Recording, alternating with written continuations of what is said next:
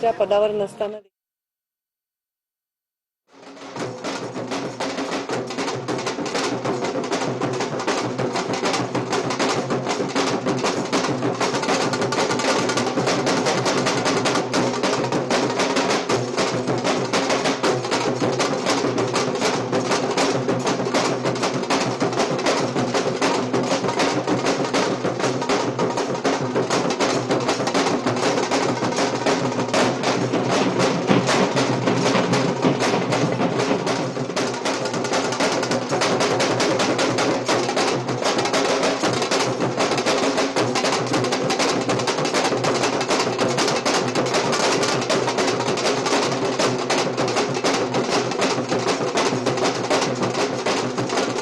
समोरचा हा जल्लोष आपण या ठिकाणी पाहतोय। भाजप नंबर 1 चा पक्ष राज्यामध्ये ठरलेला आहे। नगरपंचायत नगर परिषद निवडणुकांमध्ये भाजप 120 जागांवर नगराध्यक्ष निवडून आलेले आहेत भाजपचे, आणि महायुती संपूर्ण राज्यामध्ये 216 नगराध्यक्ष हे महायुतीचे निवडून आलेले आहेत। त्यानंतर भाजप कार्यालयाबाहेर हा जल्लोष सुरू आहे।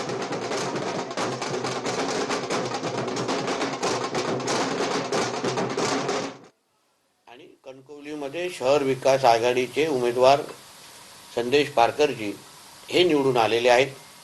सर्वात प्रथम जिल्ह्याचा पालकमंत्री म्हणून मी ह्या सगळ्या विजयी उमेदवारांना, नगराध्यक्ष आणि नगरसेवक या सगळ्या जणांचं मी मनापासून अभिनंदन करतो।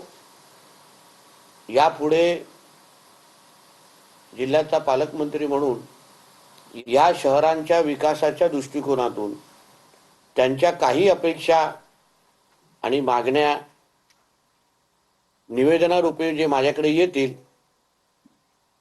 कुठलंही पक्षपाती न करता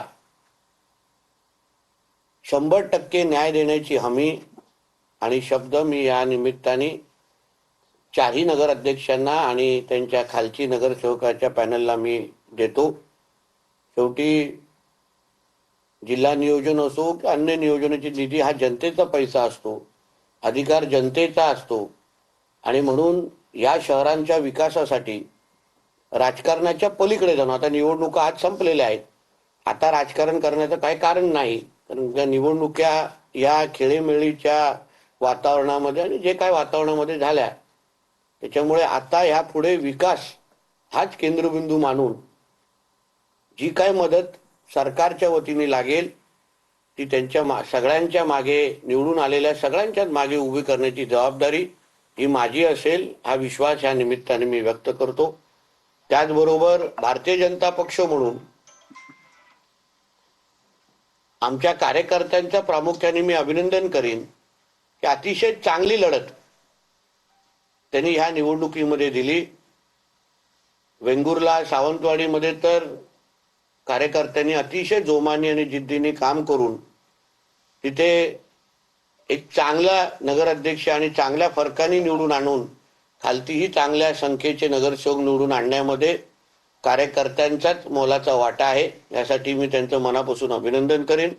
मालवण असो, कणकवली असो, या दोन्ही शहरांमध्ये आमचे भारतीय जनता पक्षाचे सगळेच कार्यकर्ते